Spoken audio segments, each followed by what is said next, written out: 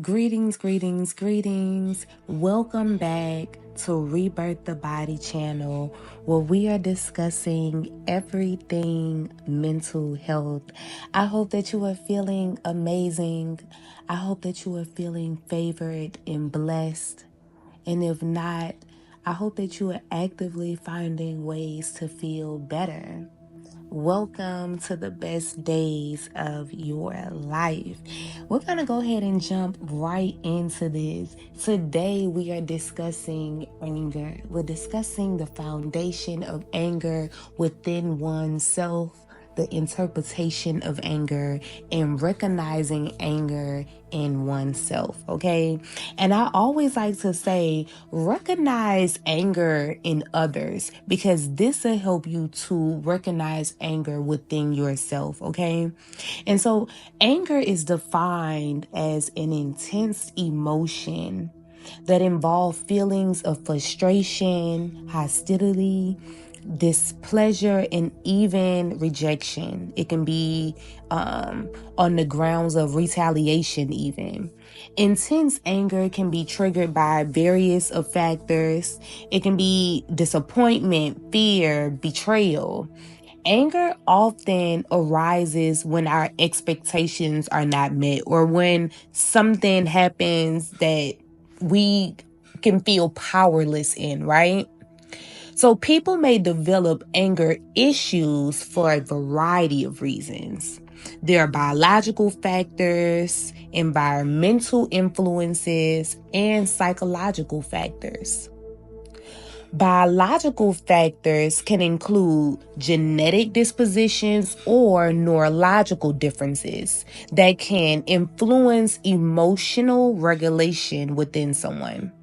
This element is discussing one's chemical makeup, whereas environmental influences, such as growing up in a toxic environment or experiencing childhood abuse from parents, witnessing violence, all that can contribute to environmental stressors, okay, that can contribute to anger. So unresolved emotional issues, stress, trauma, or mental health conditions like depression or anxiety can also trigger and heighten anger problems within one. Now, biological factors of anger encompass aspects of genetics and brain chemistry and neurological functioning. So genetics can influence a person's temperament, how they respond to situations with anger, how they're provoked when it comes to anger, whereas brain chemistry plays a role in regulating the mode or emotional state, emotional factors, right? So neurological factors involve the brain structures that process emotions. So when we talking about the biological aspects of anger, this can be influenced again through genetics. It can be passed down. It can be something that is in the whole family's history. And we even see where it is on both sides of the family. Now, moving into environmental factors of anger, this refers to external factors or external influences that shape how you or someone perceives and express anger. This includes family dynamics, childhood experiences, social interactions, school experiences, exposure to stressors such as poverty, traumatic events such as experiencing murder. This all is contributing to environmental factors that can also increase anger within one. Environmental factors also include or can include cultural norms, okay? And I even seen where you can connect these environmental influences to single parent households because of the stressors that can form within a single parent household, okay? And so injustices, discrimination, experiencing any of that can influence one's anger, and this would be an environmental factor.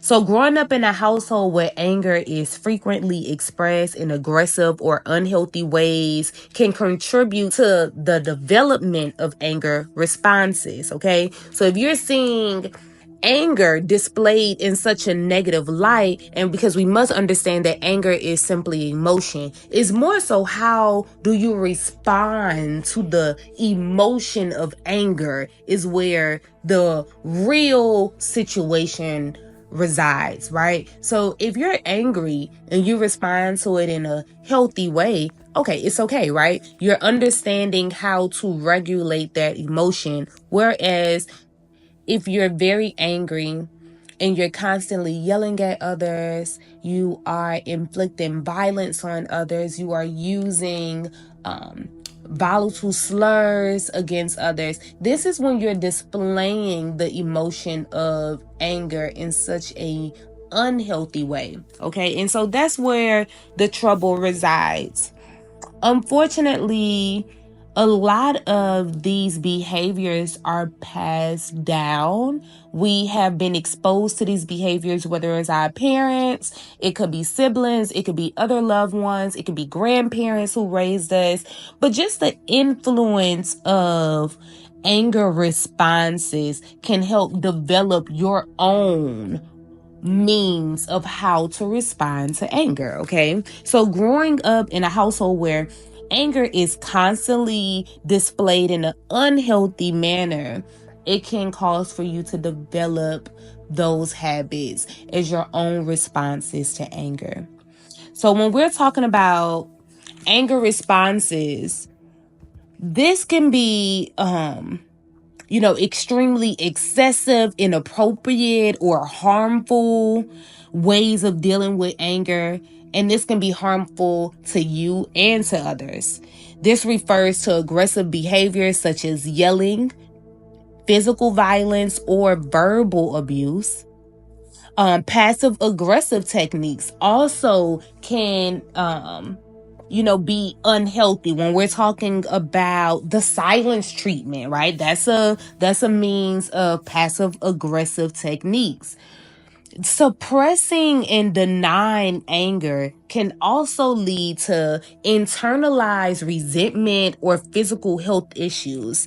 These methods do not resolve conflicts, but often these are the methods we use. A lot of us suppress our anger inside. We are the ones who tend to be people pleasers. It's hard for us to say no. It's so easy for you to become extremely resentful with that behavior, right? You have a lack of setting boundaries. All of this can cause for you to harbor anger inside. Unresolved childhood issues, unresolved parental concerns and issues and problems, all of this can contribute to a heightened of anger issues and anger problems within oneself.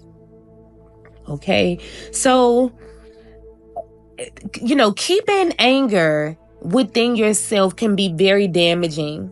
Damaging to your health, whether it is spiritual, emotional, physical, or a mixture of all three, which is usually how it works when you are literally having a problem with ridding anger from the body, okay? And this can show up in inflammation. What we know is inflammation is a silent killer. So we can say anger is in fact a silent killer. It can kill you to hold on to so much stress within the body, which then creates inflammation.